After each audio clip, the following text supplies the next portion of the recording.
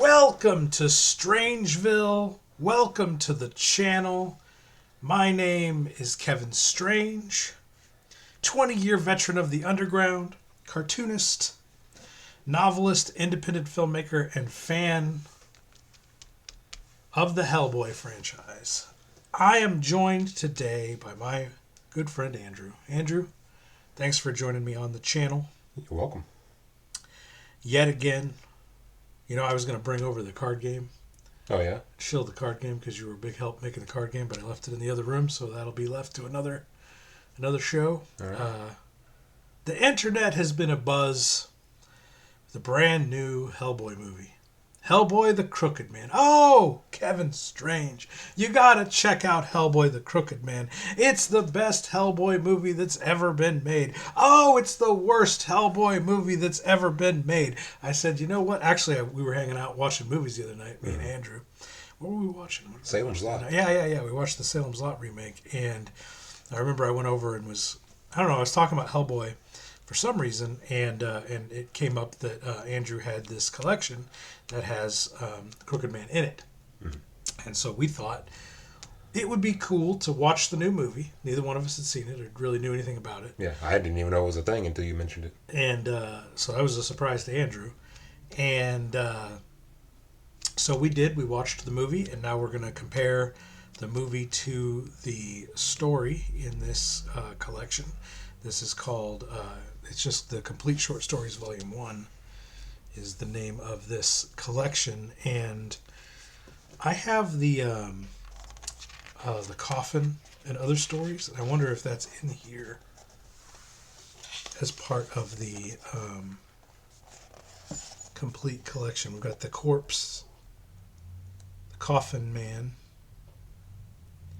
Hellboy in Mexico. I think a lot of that is in the one you have also. The one I have. But there's more too, right? I think just those, yeah. Oh, okay. So, somewhere in here, The Crooked Man, that's art by Richard Corben.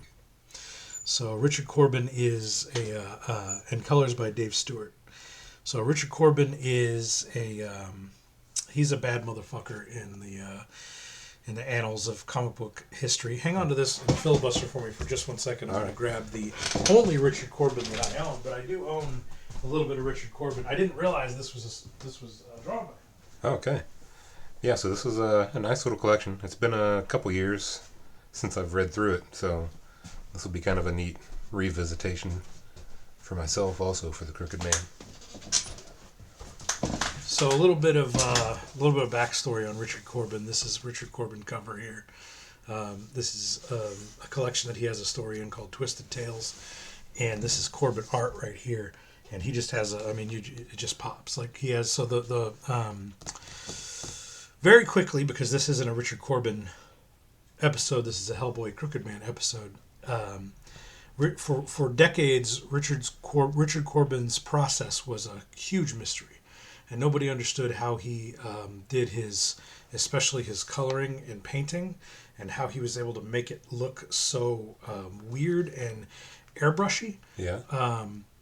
And it turned out like many years later, I think before he died, but not too many years before he died, it was kind of revealed that he had access to a printing press, to a professional printing press, and he was actually able to add color to the plates themselves. And so he had a process by which he would color the plates and then he was able to just create these crazy, intricate, and vivid color patterns that were not possible unless you had direct access to a printing press. And even printers, he experimented on it and created his own style. So even a professional printer, if you went to them and was like, I want to put, colored ink on your plates, they would have told him, fuck off, first of all, but second of all, they wouldn't have known how to do it. This is like a total Richard Corben process. Now, the story that he has in Twisted Tales, which I'm going to do a story on, or I'm going to do a video on very soon.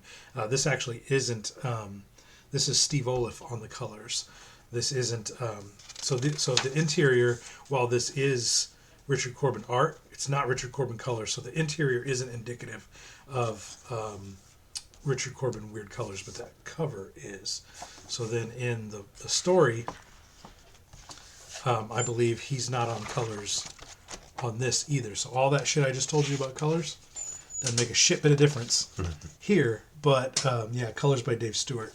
So, but that's sort of Richard Corben's claim to fame. Other than being like a really cool artist in his own right, it was that weird color process that was shrouded in mystery for years, and he made dozens and dozens of killer comics. So that's a treat that he's on the art duties on this story.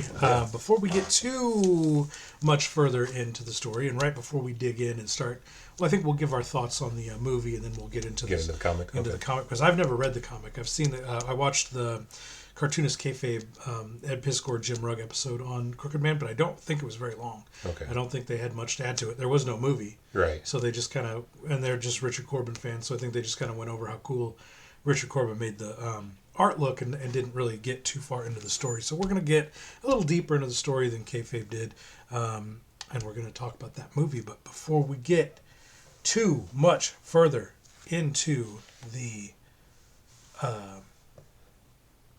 video gang, we got to talk about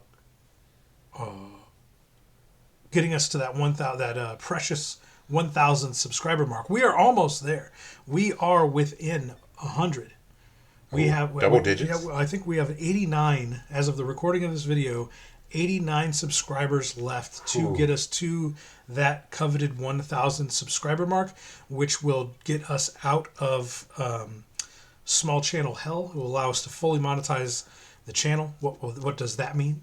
That means that as we earn revenue for the videos, we're going to be able to invest in better cameras, better microphones, better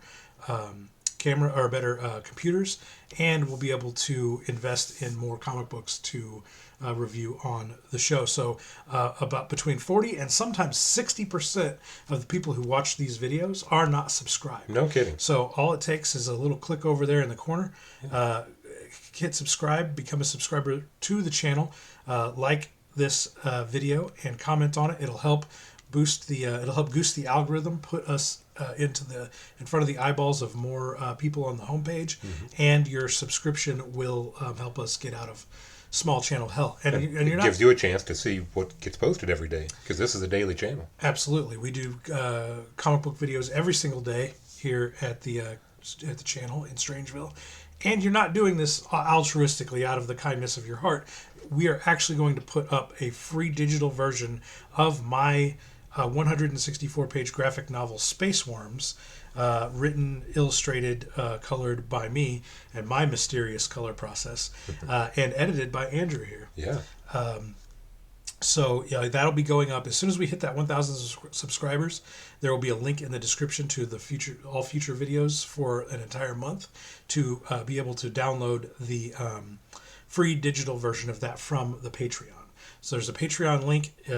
You won't have to sign up for the Patreon to get the free digital version of Space Worms. That's just our gift to you for helping getting us to 1,000 subscribers. And speaking of the Patreon, if you do choose to become a patron, that's only $3 a month. There is a link in the description of this video that gets you access to all of my comic books, all of my novels, and all of my feature films, including the ones starring Andrew here. Yeah. A couple of those. We've been friends quite a while, Kevin. Yeah, well, it's been a couple decades. In fact, you gain access to 20 years of comics, novels, and feature films from the twisted mind of yours truly, Kevin Strange. That's only $3 a month, and we have to give some shouts to our current patrons before we get back to the video. So let's call these fine fellows out. We got Savage Splendor. You got the Dark Lord Carrion. We got 666 Yoshi. Alien on LSD. We got Joseph Stark. Loud Pack Productions. We got Dave Baxter. Jason German. Mutant Minds. Joshua Wise. Jerry Maddox. Nirvana. And our newest channel member. Oh yeah. Andrew Varble. Oh. And channel members, patrons. So if you become a patron, you get all that stuff we talked about. Channel members, I actually have a new thing for channel members. Ooh. So off to your right, you see a group of videos that have not yet been released to the public as of the recording of this video. If you become a member, it's only $2.99 a month. Andrew has just become a member, and you get access to videos weeks, sometimes months in advance. At the time we recorded this, I think there were 15 videos in the members only section that had yet to be released. And so what happens over time as this channel gets bigger and that 1,000 subscribers becomes 10,000, becomes 50,000, becomes 100,000, people will watch the video of the Hellboy Complete Short Stories Volume 1.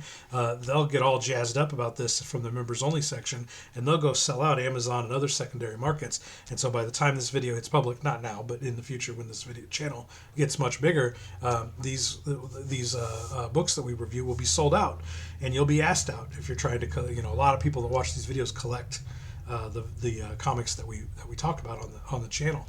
And so if you want to mitigate that, what Ed and Jim called the kayfabe effect, and what we're calling the Strangeville effect here on the channel, you're going to want to become a member there for just $2.99 a month, like Andrew just did. So I didn't want to miss out. Thanks for that, Andrew. You don't miss out when you're the one in the videos. So back to Hellboy, the Crooked Man. Tell us, Andrew. We haven't talked about this at all. We finished the movie, came right over to the recording we just finished studio, and we started shilling the channel. So you tell me your thoughts on Hellboy, the Crooked Man, the movie. It was a really solid Hellboy movie. I think it's right up there with the other live action movies that I've seen. I didn't see the recent David Harbour version from Neil Marshall from 2019, but I think it's up there with Del Toro. It's got that same kind of, it's got a Hellboy vibe to it for sure. Did you see the animated films? Yeah, those are really cool too. Yeah, at first I thought this was another animated film when you were telling me about it. Right. But yeah, then this was good. Could have been. I mean, the story could have been told exactly the same way animated, and it would have worked. Which is a testament to its to the skill of the creators of the Crooked Man movie. As we were watching it, I was thinking that it was up there, pretty close up there with the first Hellboy live action movie, Del Toro's first Hellboy movie with Ron Perlman. But as we watched through it, I was like, oh, there's also those animated movies, and those are fucking awesome too. I thought this movie was pretty front-loaded. Yeah. I had a lot of fun with about the first 30 minutes of it. The first act and a half, I thought were really, really solid. I thought that it was kind of a miss that they did the Crooked Man siege on the with the graveyard in the church. Yeah, on the graveyard in the church, because it went on and on and on, and the Crooked Man didn't move. He stood in the same spot for about 20 minutes, and it really, for me, started to drag.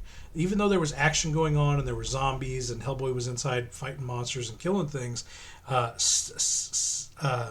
sticking and like holding static on that one location and not letting Crooked Man move around or do anything, I thought that would have been fine for maybe 5 minutes, maybe 8-10 minutes.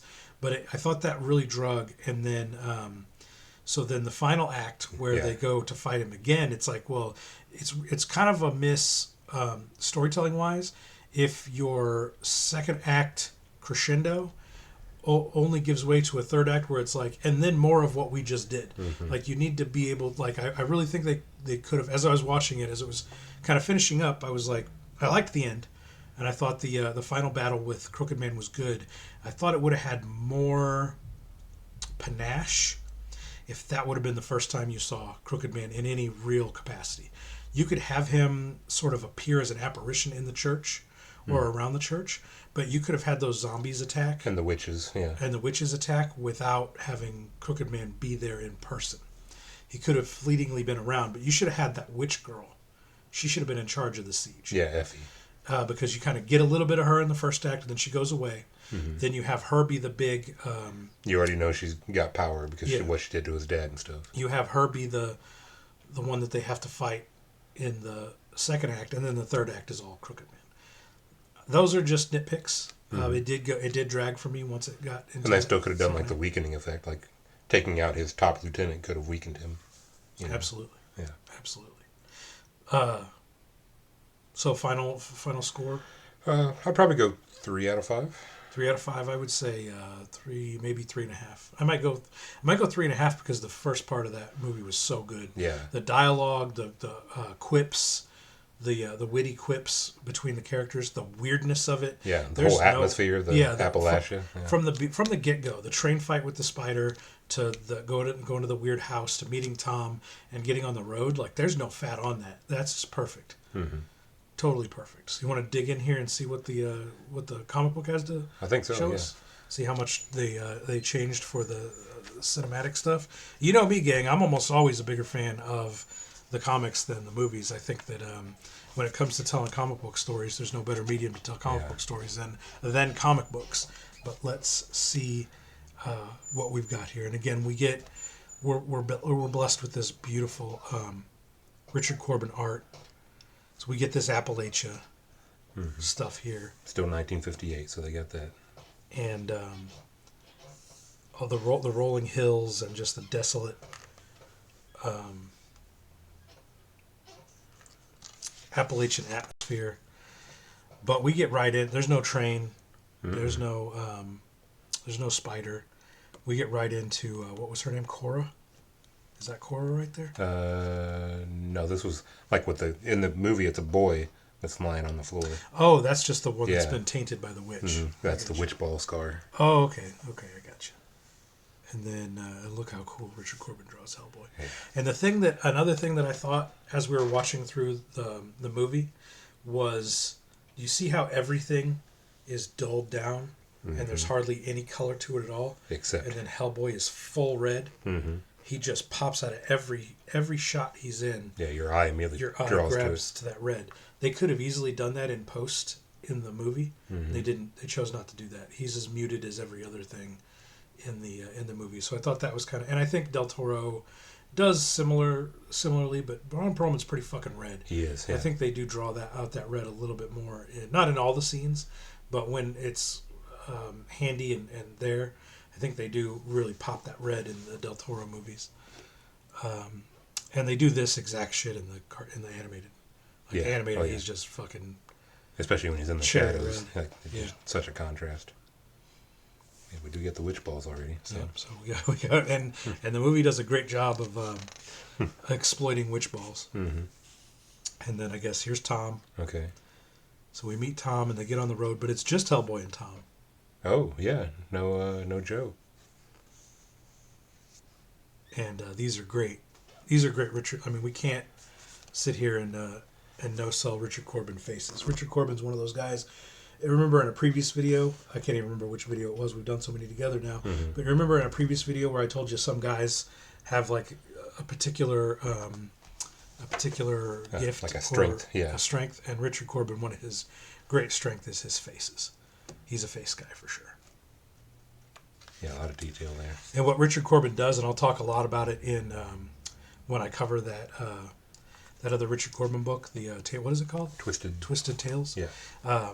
He does a lot of reference. He'll take reference photos or do reference sculptures, and then photograph the sculptures in different light, so that he knows exactly how to color and light the stuff. So you see these.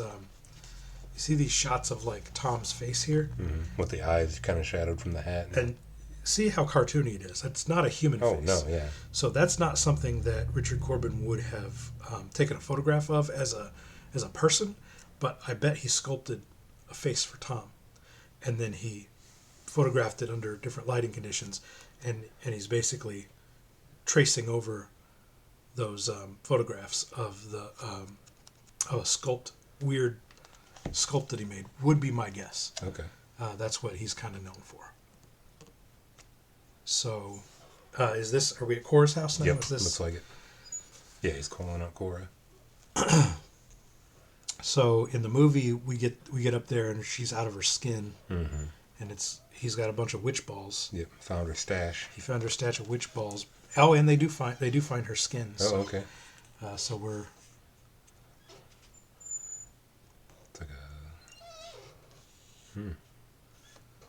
He's just getting. Okay. He's in her Found the stash familiar. We did that in the movie too. Yeah. She's got some kind of a insect familiar. Hellboy finds her skin. Tom goes into the backstory of how him and Cora grew, or is that Effie or is that Cora? Yeah, that's Effie. That they grew. That's how he oh grew yeah, up. that's. You talking about how he became a witch? Yeah. What is he? What's the line in the? Let's see if the line is in the comic because it's a great line. I wasn't more than 15 then, with no more sense than a sack full of snails. I knew right off she was nothing but trouble, but well, I was 15. She sure taught me some things. Effie was a witch, and she got me all turned around. Got me to thinking maybe I should be a witch too. And all that talk about having power over other folk, I don't know. She made it sound pretty good. That's exactly they lifted the dialogue exactly from that. I thought that was because this is the Hellboy universe where it's like magic and weirdness and monsters. They're so commonplace that that's all the explanation that that you need is well, she was a witch and she got me all turned around, got me thinking maybe I should be a witch too. It's just like so it's like and we get our first look at the crooked man here, and I think they do a pretty good job in the movie of making him look like that.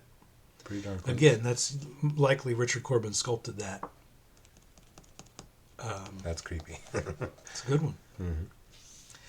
And so we got Tom. Oh, and there's his bone. The lucky bone plays a big role in the movie version. So we're pretty true to the movie up to this point so far. Like I said, it's aside from the absence of Joe, that's really the big change. Talks about when he went to the army and when he came back. Yep. All the backstory's the same. We got the raccoon coming back. Raccoon comes back, becomes Cora. She even kind of looks similar. They got an actress that really, the actress in the movie really looks like that. Another really good face there. Oh yeah, Corbin's he's the man. Wide-eyed shock of Tom. What are you doing there? Oh, and here's our girl. Oh, look at that horse. Whoa. The horse is way cooler. Yeah. It's just a regular white horse in the movie. Look at that horse, dude. All emaciated and oh man. She talk like this. Hello, Tommy. That's her, Effie Kolb, and she don't look a minute older since last time I saw her. Corey, you come along with me now. He might want to have some words with you. You leave her alone, witch. No. You really want to get messed up in this, Tommy? He knows you come back. He's waiting for you. What about me? You? Mister, he's not a tiny bit afraid of you. And Tommy, I never forgot. He sent me to give you a present.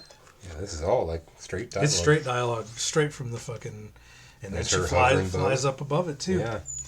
Afraid he don't look like much. I've been riding him pretty hard every night since you left. Look at that shit, gang. Crap. Hellboy says crap. Guess he's getting pretty near worn out. Tom? Ah, no. You okay? You okay? Come on. Come. Oh, Tom, that's your paw. I swear I didn't know nothing about this. I guess he didn't drink himself to death after all. Tommy, is that you, boy? You come home. You come. He dead. She done this 'cause of me. Cora, you know if Reverend Watt's still up there? That's back up in the hurricane, Tom. You can't be thinking of going up there. He's up there waiting for you. I guess that's true. Guess that's why I come back after all these years. To have it out with that devil.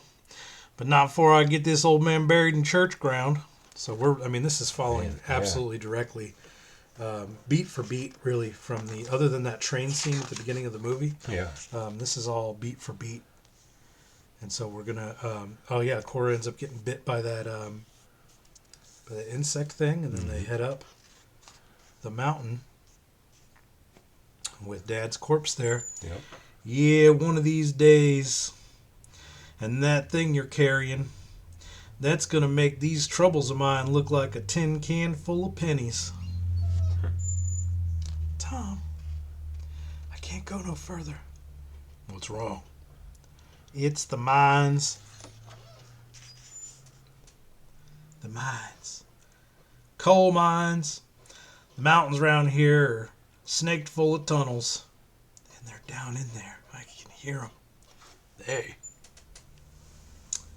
Look at this feller here. You think he can't handle any trouble they cook up? No. Not the ones down there.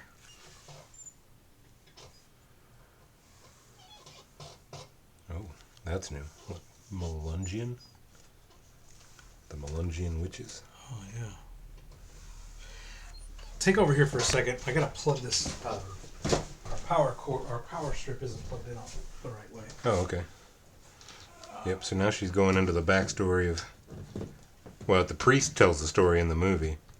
How there's a cave-in in the mines. They had 100 settlers trapped down there. And she's saying that these witches were the settlers who disappeared from Roanoke Island. There you go. So, They didn't say that in the movie. So yeah, we're getting some more... A little more flavor. Yep. Some legend and folklore from that Appalachia region.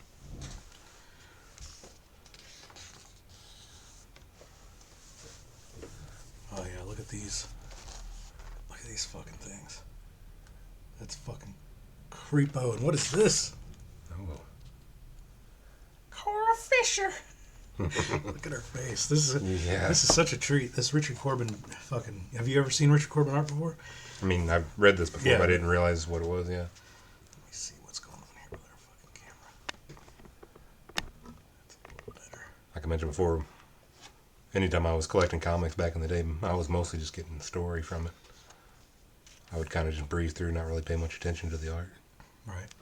There's some Richard Corben silhouette. You know how I love my silhouettes, gang. You sure do.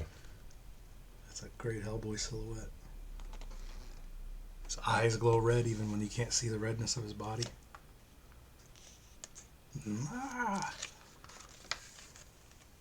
She's got some kind of... That didn't happen in the movie. Yeah. She's got some kind of crazy fucking critter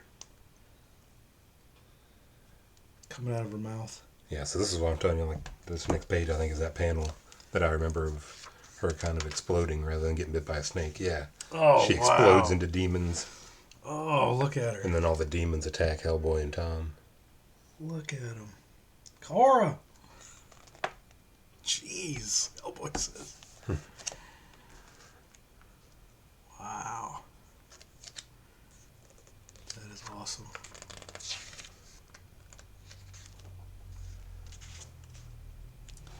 So we're still trying to get to the church, right? To bury Dad? No, this is part of his hallucination. Oh, right. So in the movie, it's like from the snake bite. But that's right. Here, it's just because of the demons overpowering him. Here she is again. That's right, Tommy. He gave you that power and you finally used it. If he didn't own you before, he sure as hell owns you now. Look at that fucking... What's her name? Eddie? Effie. Effie? Yeah. Look at that fucking face. That's awesome. Shut up. I kind of wish I'd taken a shot at her back when she was sitting on that horse. Now we finally get to the church. Yeah. That's a gnarly ass looking it is. Richard Corben church. Some good architecture. Oh, yeah.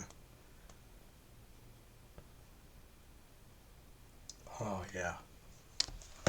That's something special. Let me get the Reverend. Reverend looks exactly... Again, that guy looks... I mean, the casting on Tom, on Cora, on Effie, and on the... on Reverend... What's his name? Reverend... I forget what his name is. I don't remember either, yeah. But the casting's all spot on. They did a great job making these...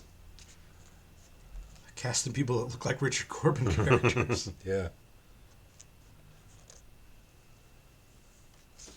And we got the witches. At this point, the witches show up, and then the Crooked Man shows up, and that's where the this is the siege part that I was talking about in the movie that kind of drags It's like the second act peak.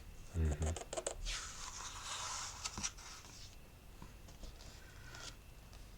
And there she is, kind of running. This is Effie kind of running things. Like I said, that they probably should have had her. I mean, she's there. She's only hanging out in a tree. Yeah, sitting up on a tree branch, laughing at them all. But then Crooked Man shows up. Look at that fucking twisted fucking face. Hello there. with the spittle coming out from the man, slack lips. What a fucking gnarly looking motherfucker. Oh, here's the witch ball backstory that we got in the beginning. Yeah, we did. We get this like that's just out of nowhere. Yeah, we get this like POV in the movie of because I thought that I don't know, it was Crooked Man or somebody that was showing up to talk to her, but it was me. So what this is, I think this was a 3-issue run. So this is probably the start of the beginning of another issue. Yeah, that was your. So that happened in the first act, though. Mm-hmm. Oh yeah. And I thought that it was like somebody coming to visit her. Well, it turns out it was me coming to visit her, the viewer. Right. It's like a POV, and she just talks directly to the camera, and she's like, "So you want to know about witch balls? You want to do her?" Grammy, I don't want to think about that, Crooked Man. Tell us how to make a witch ball. It's the easiest thing, but there's a price to pay, and I guess you know what that is. First, it's got to be Friday the 13th to make witch balls, and there's got to be 13 of you to do it. You'll meet at a crossroads near a graveyard, and you'll bring certain things the devil's going to want. And you better bring 'em, or he'll give you a whipping. Then you build up a fire, and he'll get it to burn blue. Then you put a pot on to boil, throw in that stuff he brought, and he'll put in some stuff, and you'll dance around it with him while they're chanting. Blood of weasel, tail of rat, guts and bladder of a black cat, buzzard eggs, baby nails, foot of toad frog, brain of bat, to this mystic myrrh, to make a witch ball, I the devil doth stir, to place curses on one and all. You let that mess boil 7 minutes, and the devil's gonna give you grease candles. You all march around till they're burnt out, then cut some hairs from your head and wrap 'em around a blob of stuff from the pot. Make 'em round and a good size for throwing, and that's that. It's not word for word, but that's basically. I mean, most of that is pulled directly from that text right there for the movie version. Mm-hmm. And so now we're back in it. Now we're back in the story. Hellboy, Tom, and the Reverend are holed up in the church. We've got Ellie, Crooked Man, and the other witches outside. And at this point in the movie version, I guess spoilers, gang, we're gonna power through the whole thing. So if you haven't read the book or you haven't watched the movie and you care, you better go watch the movie and you better buy the book, because we're about to march right on through the end of this story. So up to this point, they end up marking a shovel for the Reverend, and Hellboy runs out there and ends up bashing Crooked Man in the face with it, and that chases. They mark it with the lucky bone. With the lucky bone, yeah, with Tom's lucky bone. He consecrates it, and imbues it with the spirit or something. And then they mark a shovel, the shovel he used to dig all the graves at the church, and so we'll see how that plays out here. That's Ellie, right? Effie, yeah. Effie, I keep calling her fucking Ellie. That's a great Crooked Man face. A great Crooked Man. That's a great Reverend face too. I mean, we're just treating. I mean, it's just this is like a dessert. This is like a Hellboy dessert. Yeah. Having Richard Corben do the art on this. Beautiful stuff. This is that part where Hellboy gets impaled by all the iron rods from the or iron fence stuff. And then the Reverend gets all pissed. Mm-hmm. This is the moment where he used the bone. Start trying to. Oh no! This is when, tempt him. Yeah, this is when Crooked Man tempts him, gives him his eyesight back, gives him 20 years of life back, and he gets all fucking. Oh, he digs up his wife. I guess that didn't happen in the. No, it was the girl. Remember, you always did have a weakness for a pretty girl. Oh, that's right. You used to preach to some. Oh yeah, they smash her through the door. Yeah. So that's all that. Yep, they're grabbing all the zombies and throwing them in. Yep, that's all happening there. These are great faces. Look at this. Look at this girl, this witch girl here. Look at her face, and look at Tom down here. Just gorgeous. And this zombie over here, worthy of a Lucio Fulci movie. Mm-hmm.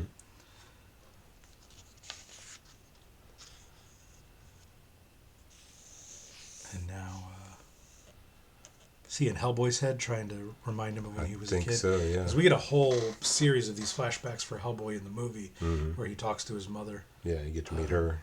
And I guess that's what they're going for here.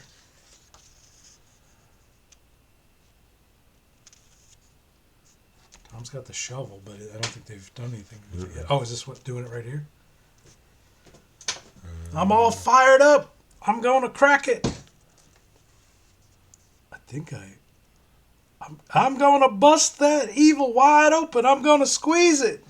Yeah, so this is him like imbuing the bone with the power. And now I'm going to squeeze the Holy Spirit into this thing. I feel it. I feel it. Now you give me... what does he say? Yeah. Now you give me that shovel. What? What? His rod and his staff, thy comfort me. And now here you take that. Tom's just like, what? You know what to do. Yeah, Why? so this is him carving the... Yeah, carving Crucifix. the crucifix into it. I don't see that from the glare. This is the crucifix getting with the bone, with Tom's witch bone. Why him? Shouldn't it be me that... The worst of your troubles are behind you, son. That fella's got a hard road ahead of him, and no end of trouble. So Hellboy comes flying out. Let him get some licks in while he Off the can. screen there. Comes flying out, hits the Crooked Man. Crooked Man explodes. Lands. This is all the smoke from Crooked Man, right? And all the witches run off into the woods and disappear. That was something. I think in the movie there we get the fuck. Yeah. Now we're... Oh, they finally buried Dad. Yeah. So that's him buried there. Rest in peace, old man. I'm sorry I wasn't there for you. Life's rough, son. Rougher for some than others. You just do the best you can.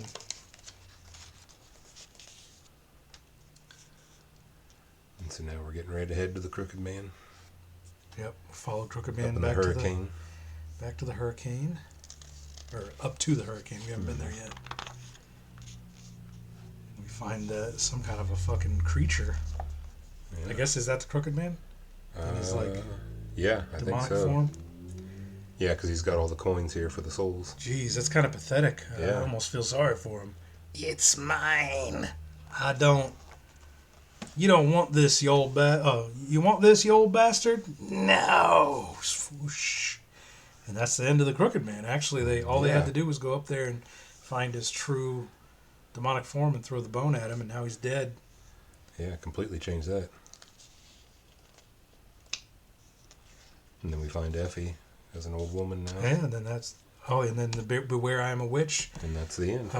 That's the end of the movie and the end of this. So as you can see, the way the story was written, this is the climax. Mm-hmm. Hitting Crooked Man with the shovel was the climax of the entire film. Yeah. So that's why it feels so weird in the movie version, is because that's just the end of the second act. They do a whole thing of Crooked Man in the house and a whole backstory, because whatever they did here where you see Hellboy as a little boy, that's the only time they mention him, and I don't even know what the context is that he's saying here. It says we know what you are. Yeah.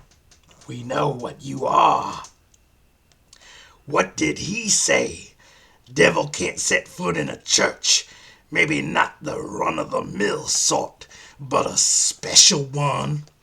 One meant for special, great, earth-shaking things. You know, shut up.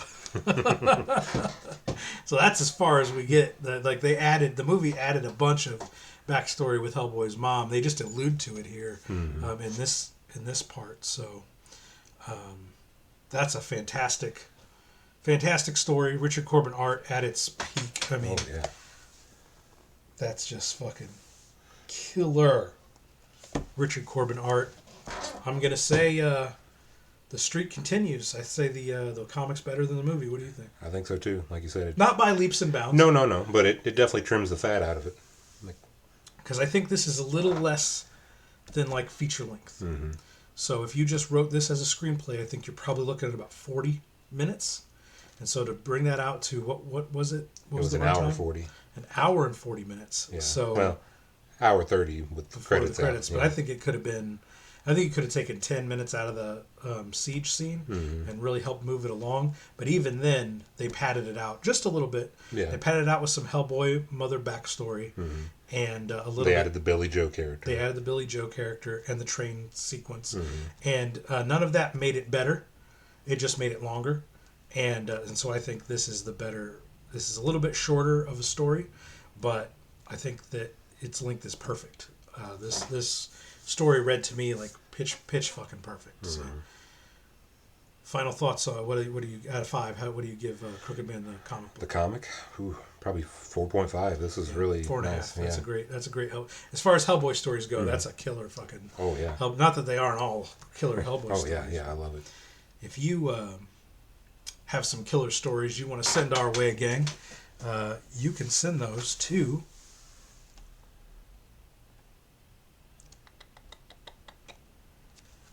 Kevin Strange, P.O. Box number 5, Cottage Hills, Illinois, 62018. If you've got some extra Hellboy singles, burning up, dupes, burning up your long box collection, you can send them my way. Kevin Strange, P.O. Box number 5, Cottage Hills, Illinois, 62018. Or if you're a creator and you would like to send your comic book in for review, we do reviews of physical comics. Don't try to send us your PDFs. We don't review PDFs on the channel, but we do review full books like James Edward Clark sent us in Pissant Apocalypse. And Nice. I finally just got done reading this. He sent this in about a week ago. And I got a fuck ton of stuff sent to me. There's a mailbag, creator mailbag episode you can go back and look at and see just how much shit was dropped on me all at once, but I did get a chance to look at Pissant Apocalypse. This is a fantastic story. I loved it. I'm going to do a full-length review of it. I give this a 4.5 or a 5 out of 5. Kidding. Nice. This is exactly my kind of stuff. It's a crazy, apocalyptic, absurdist kind of take on that post-apocalyptic genre, or even like the barbarian genre, because this big yellow mutant is kind of like a stand-in for Conan almost, but in an apocalypse, and in a crazy apocalypse too. Like this is fantastic storytelling. Nice. James Edward Clark's a real one, and he's going to get his own episode. He's got a Kickstarter, I believe, or he's got a crowdfunder running for his new book Evil, and that runs through October 30th. I think this might come out after that. So I guess I'm kind of a little jumping the gun, but I am going to record and release the Pissant Apocalypse episode in time for him to give him a little rub there before the 30th. Okay, but cool. I only have 2 slots left in October, and I was going to put this Hellboy episode, and I was going to put another episode that we're going to do tonight in the 2 slots. And then I noticed that Edward had a crowdfunder that runs to the 30th, and he sent a note. I actually never saw the note until I opened the book up, and the note was in the book, and he asked me if I could please do an episode before the 30th so that I could hawk his Kickstarter for him. Or I keep saying Kickstarter, crowdfunder of some kind. I think it's on Kickstarter. But so now I got to bump something, and I think I'll bump this Hellboy episode to just the beginning of November. So this was probably going to come out after the crowdfunder's over with, but you can still pick up Pissant Apocalypse on Amazon, or from James Edward Clark himself on his Instagram.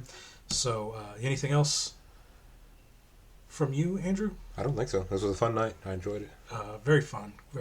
What a treat to get to look at Richard Corben Hellboy, to get to watch the cool new movie. And all right, gang. Me and Andrew are gonna hit up a comic book show this weekend and do some digging. Hope we see you guys there at the dollar bins. And remember to keep on